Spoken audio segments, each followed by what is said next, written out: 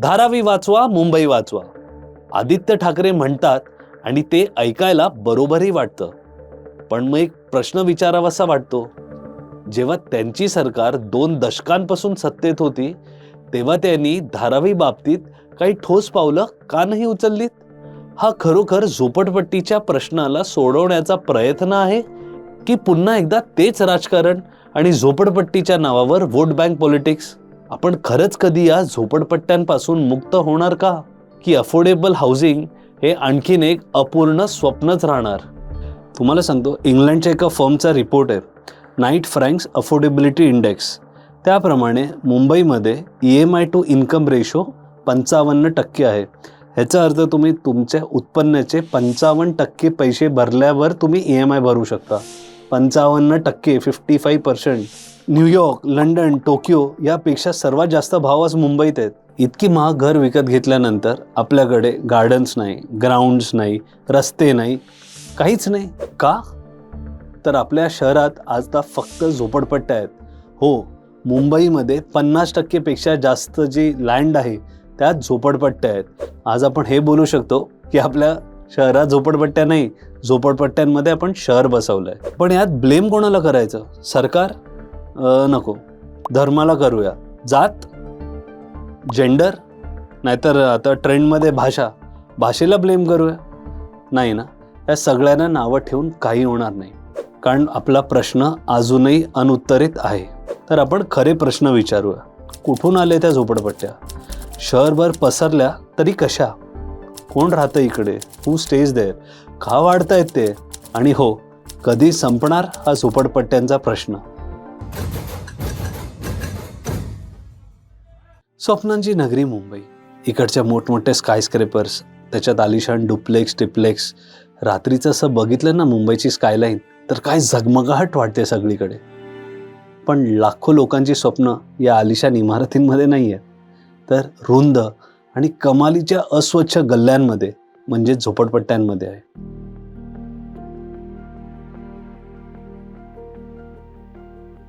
त्या झोपडपट्ट्यांमध्ये एवढूशी जागा आणि त्या एवढूशा जागेमध्ये राहणारे कुटुंब. जर कधी तुम्ही तिकडे गेलात तर बघायला मिळेलच कशा सांभाळतात महिला त्या एवढूशा जाग्यात घर आणि संसार. लहान लहान मुलं रस्त्यावर इकडे तिकडे खेळताना दिसतात आणि गरीब लोक तिकडे आपले छोटे मोठे व्यवसाय करून कसे तरी राहतात. म्हणूनच ही फक्त झोपडपट्टी नाही आहे, हे शहरातलं एक वेगळं छोटंसं शहर आहे. इकडे जात, धर्म, भाषा न बघता सगळे एकत्र एकमेकांबरोबर राहतात. हो, हेच खरं जगणं आहे. कडवट आहे पण सत्य आहे.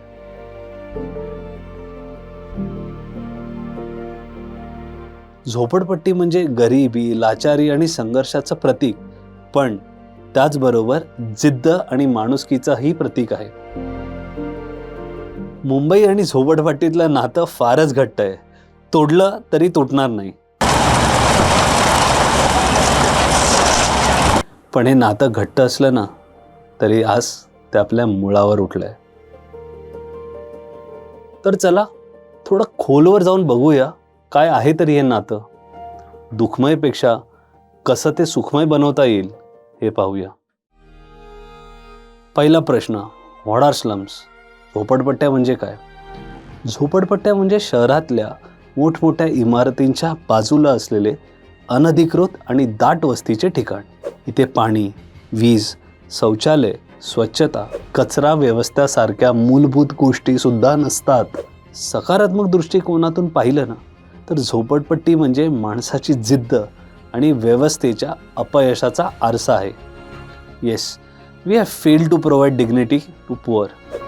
पण वेट, हे सगळं ऐकून भावुक होऊ नका, because emotions don't fix cities, practical solutions do.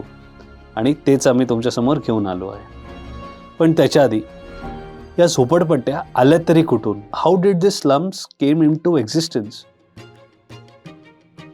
शहरं गरिबांशिवाय चालू शकत नाही. अनेक अत्यावश्यक पण कमी पगाराची खडतर कामं, जसं की रस्ते झाडणं, रस्ते खोदणं, कचरा उचलणं, घरकाम, ड्रायव्हर, डिलिव्हरी बॉय, फेरीवाले, कोण करते ही कामं? भारताच्या वेगवेगळ्या कानाकोपऱ्यातून आलेले, ग्रामीण भागातून आलेले स्थलांतरित. पण ते काय येतात? खायची प्यायची सोय नसते गावात, तर आपल्या मुलांसाठी, परिवाराच्या आयुष्यासाठी, त्यांच्या सर्व्हायव्हलसाठी ते लोक शहराकडे येतात. पण जेव्हा लाखो लोक एकाच वेळी शहरात यायला लागतात तेव्हा ते शहराचं इन्फ्रास्ट्रक्चर तुटतं आणि तेच मुंबईचं झालंय. आणि मग तयार होतात खूप साऱ्या झोपडपट्ट्या. मुंबईत आपलं आयुष्य सुधारण्यासाठी हे लाखो स्थलांतरित लोक येतात, पण त्यांच्या राहण्याची सोय नसते. म्हणून जिथे जागा मिळेल तिथे 4 बांबू खोदून त्यावर एक ताडपत्री लावून एक झोपडी बनवतात आणि हळूहळू ती वाढत एक विशालकाय झोपडपट्टीत रूपांतर होते आणि मग तयार होते खूप साऱ्या झोपडपट्ट्या. Unplanned, unorganised but inevitable.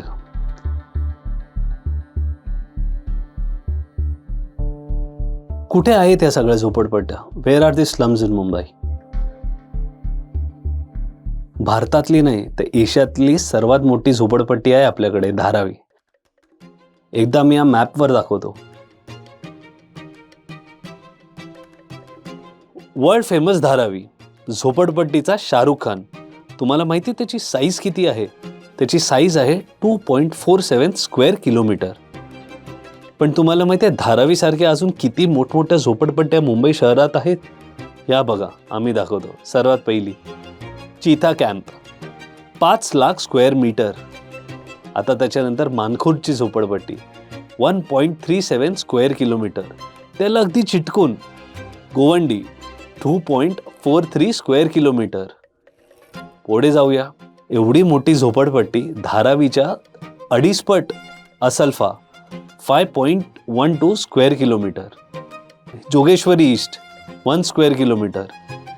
He Goregaon west link रोडवर Bhagat Singh Nagar 2.77 square kilometre. Malvani 1.39 square kilometre. Kurar village, Malad east 2.69 square kilometre. Janata Nagar Poisar 0.4 square kilometre. आणि ही एअरपोर्ट जवळची झोपडी, ही तर कितीतरी सिनेमामध्ये पण आपण बघितली आहे, 0.4 स्क्वेअर किलोमीटर. आता आपण एकदम साऊथ बॉम्बेकडे येऊया. ही बघा, नेव्हीच्या हेलिपॅडला चिटकून 50,000 स्क्वेअर मीटर्स. किती मोठी सिक्युरिटी रिस्क. अजून पुढे या, बॅक बे डेपो 0.2 स्क्वेअर किलोमीटर, म्हणजे 2 lakh square metre. And that's not all. अशा बऱ्याच छोट्या मोठ्या क्लस्टर्स आपल्या मुंबईभर पसरल्या आहेत. जसं सुरुवातीला सांगितलं, 51% जास्त मुंबई झोपडपट्टी आहे. ही एक पॅरेलल मुंबई आहे जिकडे ड्रेनेजच्या शेजारी आणि गटारावर लोक राहतात. तिथे सरकारचं कुठलंच रूल आणि रेग्युलेशन चालत नाही, फक्त एक फोकट घर.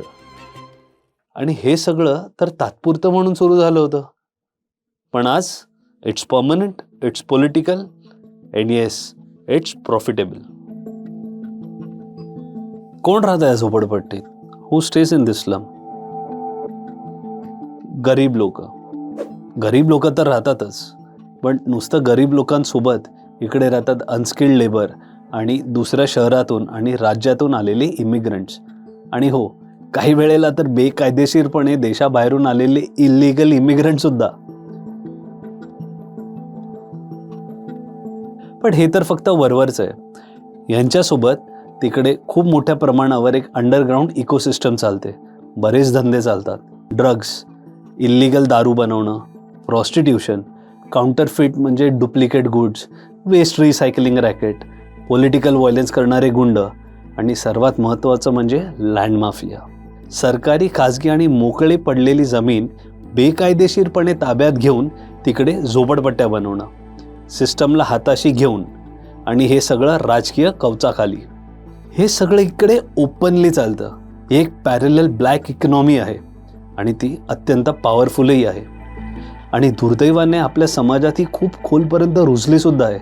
सार्वजनिक दृष्ट्या झोपडपट्टी म्हणजे फक्त गरिबांची वस्ती, पण त्यात कितीतरी क्रिमिनल ॲक्टिव्हिटी होतात. आपण फक्त त्याची कल्पना करू शकतो आणि त्यावरचे झालेले सिनेमे बघू शकतो.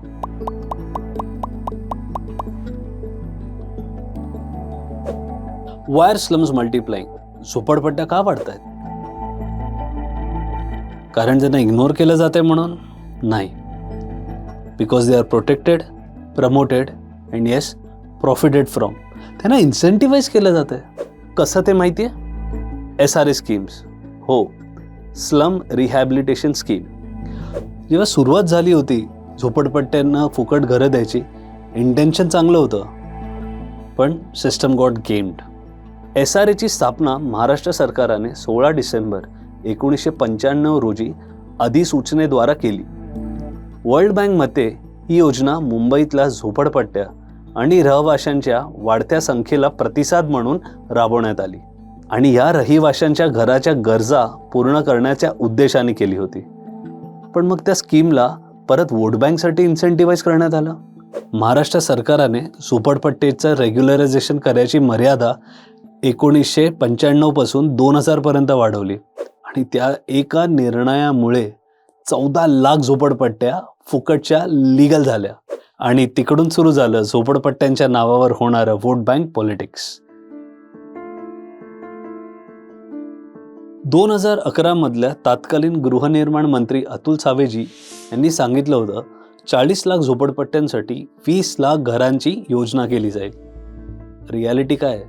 फक्त 2 ते 2.5 लाख घरं बांधली गेली. 219 प्रकल्प फायलिंगमध्येच अडकले. 22 पेक्षा जास्त स्कीम्स कोर्टात आहेत. 166 डेव्हलपर्सनी फक्त पैसे नाही म्हणून प्रकल्प बंद केले आणि 517 मंजूर झालेल्या स्कीम अजूनही सुरू झाल्या नाही आहेत. 2011 का म्हटलंय? कारण त्यानंतर सेन्सिसच झाले नाही, ना डेटा आहे ना रिपोर्ट आहे. तुम्हाला माहिती आहे मुंबईच्या स्लम रिडेव्हलपमेंटसाठी लागणारी जी जागा आहे ती साधारण 42 स्क्वेअर किलोमीटर आहे. 42 स्क्वेअर किलोमीटर म्हणजे काय झाली? हे म्हणजे बँड्रा ते सांताक्रूज पूर्ण साफ केल्यासारखं आहे. का? तर फक्त घरं देण्यासाठी. आता एक एक्झाम्पल सांगतो धारावीचं रिडेव्हलपमेंटचं घेऊन. धारावीमध्ये प्रत्येकाला जे घर मिळणार आहे ते 350 स्क्वेअर फूट आहे. तुम्हाला माहिती आहे 350 स्क्वेअर फूट घराची मुंबईमध्ये किंमत काय आहे? 75 ते 80 लाख कमीत कमी फुकट देतोय. आणि होतं काय पुढे? हे लोक हे रेंटवर देतात आणि पुढे जाऊन नवीन झोपडपट्ट्या बांधणार, मग परत घरं, मग परत त्यांना घरं द्या, मग परत ते विकणार आणि ही सायकल चालूच राहणार. स्लम्स तर हटणार नाहीत, ते फक्त शिफ्ट होतात. कधी कधी मनात प्रश्न येतो की इतक्या अनहायजेनिक, कंजस्टेड, गटाराच्या शेजारी माणुसकीला लाजवेल अशा परिस्थितीत कोणी राहू कसं शकतं? खरंच. पण सत्य काय माहिती आहे? लोक राहतात आणि राहायला तयारही होतात. का? कारण ह्याचा गरिबीशी काहीच संबंध नाही आहे. याचा संबंध आहे फुकट घर मिळणाऱ्या या प्रॉमिसला जे सरकारने या गरिबांसोबत आणि झोपडपट्टीवाल्यांसोबत केलं आहे. मुंबईच्या मधोमध एकदम प्राईम लोकेशन जिथल्या जमिनीचे भाव कोट्यांमध्ये गेलेत, जर तिथे फुकट घर मिळणार असेल तर कोण सोडणार आहे घरं? लोक पूर्ण आयुष्यभर कष्ट करतात तरी मुंबईत एक घर घेऊ शकत नाही आणि अशा मौक्याच्या जागेवर तर नाहीच नाही. इथे फक्त थांबायचं आणि सिस्टमचा फायदा घ्यायचा हेच सध्या या झोपडपट्टीमध्ये आणि या लँड माफियानी चालवलं आहे. त्यामुळेच धारावीसारख्या भागात एक छोटंसं रेंटेड स्लमसुद्धा 7 ते 9 हजार दर महिन्याच्या भाड्याने मिळतं. त्याच पैशात मुंबईच्या उपनगरात एक प्रॉपर 1 रूम किचन मिळतं जे सेल्फ सस्टेन्ड असतं, जिचे टॉयलेट बाथरूम घराच्या आत असतात, जवळ गटार नसतात, काही नसतं. तरी का कोण जात नाही तिकडे? कारण they are not surviving here, they are waiting. या झोपडपट्टीमध्ये राहणारे लोक त्या जॅकपॉटची वाट बघतायत जेव्हा त्यांना मुंबईत फुकट घर मिळेल. They are not being forced to live in the slums, they are choosing that and that's a sad and tragic reality. अशा या झोपडपट्ट्यामध्ये राहणारे जी जुने लोक आहेत ज्यांना सरकारने प्रॉमिस केलं होतं, अशा लोकांना भडकवून त्यांच्या फायद्याची गोष्ट आहे त्याच्या विरुद्ध त्यांना उभं करायचं. त्यांचा विकास होऊ द्यायचा नाही. कारण जर त्यांचा विकास झाला तर हे पॉलिटिशियन, ब्युरोक्रॅट, लँड माफिया ही जी नेक्सस आहे त्यांचा फायदा कसा होणार?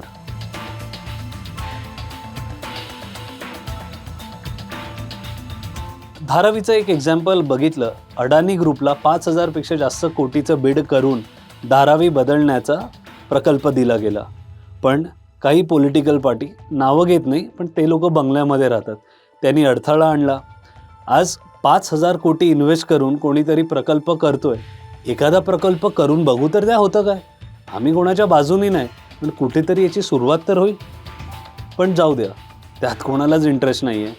प्रकल्पाला अडथळे घालायचे आणि आपले खिसे भरायचे. काय आहे मग या सगळ्यावर सोल्युशन? SRA बंद करणं? बंद करून काय होणार नाही, पण SRA रिवॅम्प करू शकतो. म्हणजे स्लम रिहॅबिलिटेशन अथॉरिटीची जर आपण स्किल रिहॅबिलिटेशन अथॉरिटी केली तर. मुंबई ही आहे स्वप्नांची नगरी. इकडे भरपूर अपॉर्च्युनिटीज आहेत. पण मुंबईचा एक प्रॉब्लेम आहे, इकडे एवढी लोकं नाही आहेत. मग काय होतं, मायग्रंट्स रोजगारासाठी इकडे येतात. काही आपल्या राज्यातून, काही वेगळ्या राज्यातून, काही तर वेगळ्या देशातून सुद्धा. काही लोक स्वतःहून येतात आणि काही लोकांना आणतात हे कॉन्ट्रॅक्टर लेबर म्हणून. आता या लोकांजवळ राहायला जागा नसते ना, त्यांच्याकडे काही स्किल असतं, म्हणजेच काही कौशल्यही नसतं. अशा या गरजू लोकांच्या राहण्यासाठी एक हॉस्टेल किंवा डॉर्मिटोरी आणि त्यांच्या व्यावसायिक शिक्षणासाठी जर चांगल्या सोयी केल्या गेल्या तर ते एकदाचे स्किल्ड होऊन त्यांचा जॉब मिळाल्यावर काही वर्षात स्वतःचं घर घेऊन राहू शकतात आणि आपल्या परिवारालाही इकडे आणून एक समाधानाचं जीवन जगू शकतात. गटाराजवळ राहणाऱ्यांना एकदा स्वच्छतेची आणि चांगल्या आयुष्याची सवय लागली तर ते का झोपडपट्टीत जातील परत? मुळात एक झोपडपट्टी उभारण्याची त्यांची गरज आणि त्या झोपडपट्टीमुळे लोकांना होणारे प्रॉब्लेम, या दोन्ही गोष्टींचं या रिहॅबिलिटेशननी प्रश्न कायमचा सुटेल. याचं एक एक्झाम्पल पण देतो. YMCA तुम्ही ऐकलंच असेल. YMCAमध्ये जितकेही स्टुडंट, स्किल्ड, अनस्किल्ड लेबर असतात त्या प्रत्येकाला एक गेस्ट हाऊससारखी फॅसिलिटी असते जिकडे ते राहू शकतात. अशा इमारतींमध्ये फॅमिली किंवा इतर लोक आली तर त्यांना पण राहायची सोय असते थोड्या काळापुरती. इकडे जात धर्म न बघता फक्त काय काम करतो ह्याच्यावरून घरं देता येईल. यूथसाठी रिक्रिएशन फॅसिलिटी करता येईल. मायग्रेशनला नियम ठरवता येतील. ज्याचं स्किल आहे त्याला घरं देता येतील. म्हणजे सगळे परिवार घेऊन येणार नाहीत, इकडे लोक येतील, कमवतील, पैसे घरी पाठवतील. एकंदरीत झोपडपट्टीमध्ये राहणं, त्या घाणीत राहणं, या सगळ्याचा प्रश्नच सुटून जाईल आणि आपली शहरं साफ होतील, शहरं चांगली होतील आणि शहराला एक रूप आणि रेषा येईल. BMCची निवडणूक येते. It's time to be aware, awake and active. त्या लोकांसाठी वोट करा जे शहरं बनवत आहेत, शहरं तोडत आहेत, त्यांच्यासाठी वोट करू नका. तुम्ही तुमच्या कॉर्पोरेटरसाठी वोट नाही करत आहे, या शहराच्या फ्युचरसाठी वोट करताय. So please vote smart. आणि तुम्हाला काय वाटतं की या झोपडपट्ट्यांना काय केलं पाहिजे, हा प्रॉब्लेम कसा सॉल्व्ह होईल, आम्हाला कमेंट करून नक्की सांगा. मराठी मोडला सबस्क्राईब करा. जय हिंद, जय महाराष्ट्र.